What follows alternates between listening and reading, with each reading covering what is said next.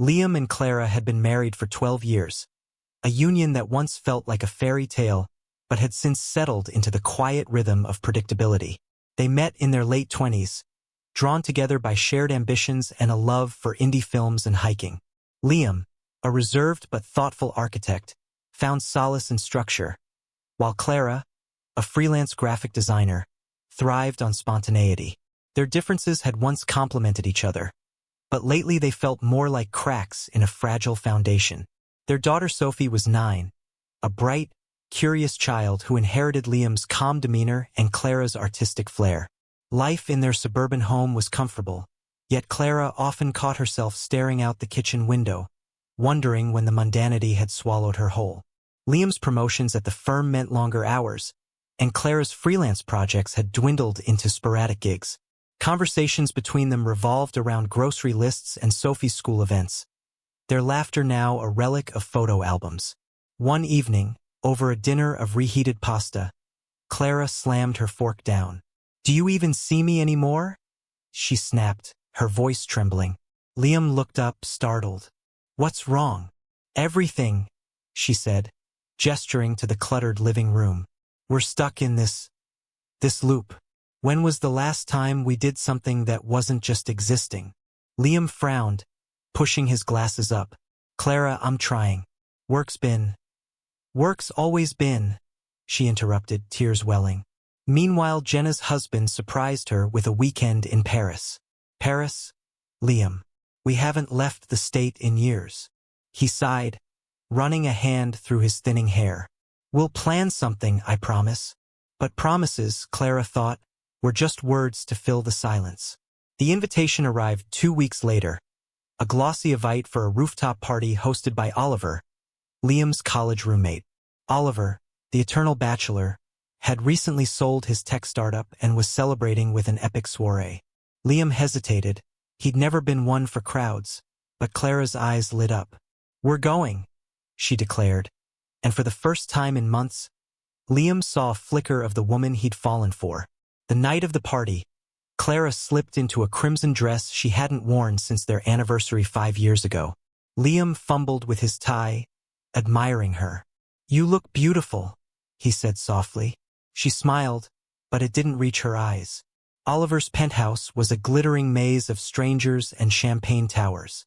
Clara clung to Liam at first, but as the night wore on, she drifted toward the balcony, drawn by the city lights. That's where Oliver found her. "Clara Hart," he said, grinning.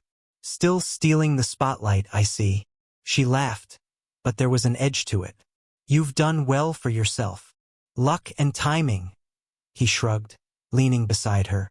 "Unlike Liam, huh? Always the steady one." The comment needled her. "Steady isn't always enough." Oliver raised an eyebrow. "Spoken like someone who's bored."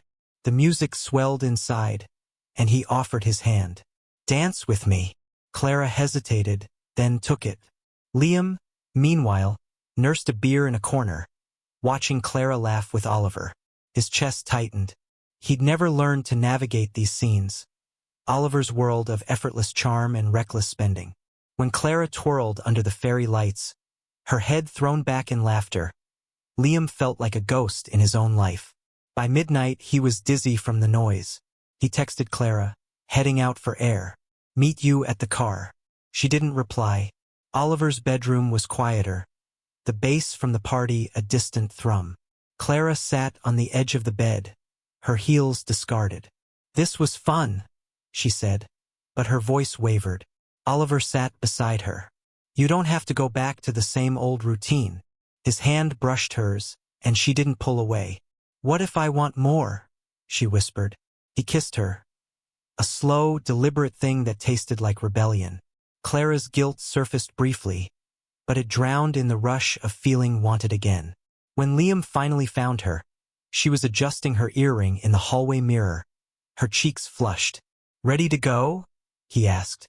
She nodded, avoiding his gaze. The drive home was silent. Liam wanted to ask, "Who were you with?"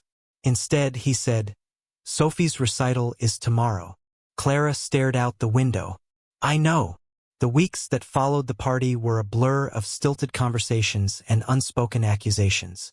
Liam buried himself in work, sketching blueprints late into the night, while Clara stayed out longer, citing client meetings that never appeared on her calendar. Sophie noticed the tension.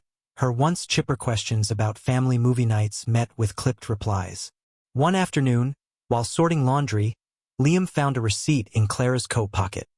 A $300 charge from a boutique hotel downtown, dated the night of Oliver's party. His hand shook as he confronted her. "What is this?" he demanded, holding up the slip. Clara paled but held his gaze. "A mistake. It's not mine." "Don't lie to me," he said, his voice cracking. She turned away, her silence louder than any confession.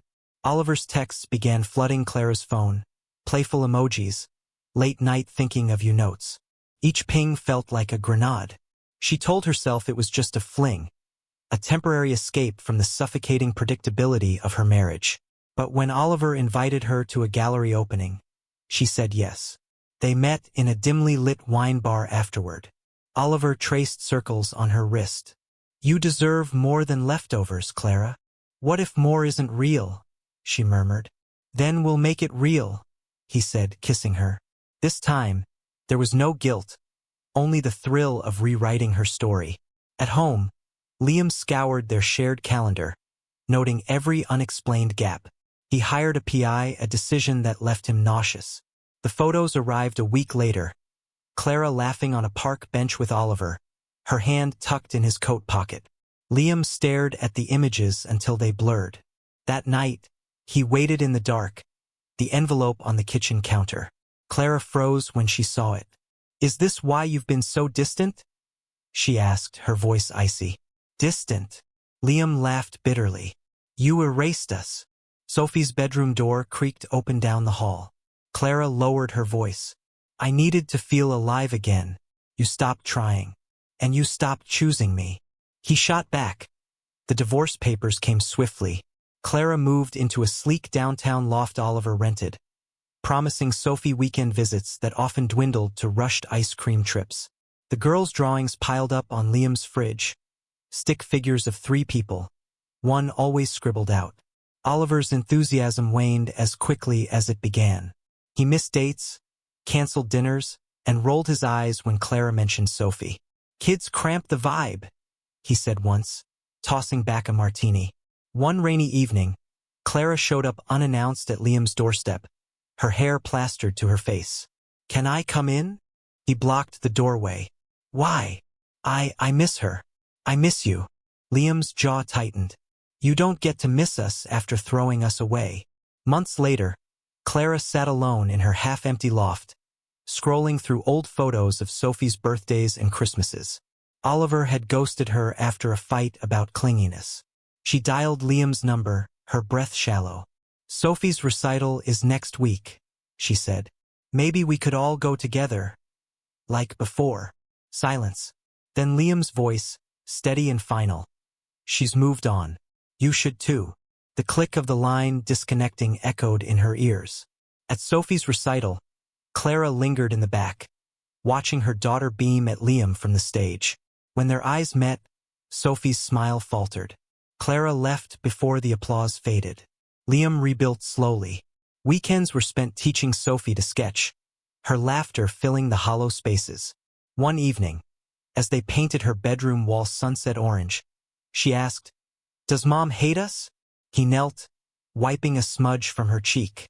"No, kiddo. She just forgot how to love us right." Clara, meanwhile, drifted through dating apps and empty flings, chasing the high she'd mistaken for happiness. But the men were echoes of Oliver. Charming, transient, allergic to permanence. On a frosty December morning, she stood outside Liam's house, watching smoke curl from the chimney. Sophie's mittened hand waved from the window before disappearing. Clara turned away, the weight of her choices settling like snow, cold, unyielding, and hers alone to carry. In the end, the echoes of what if drowned her, while Liam learned to find music in the quiet. So guys, if you all liked today's story, please like the video and subscribe to our channel. And don't forget to press the bell icon. Thank you for watching.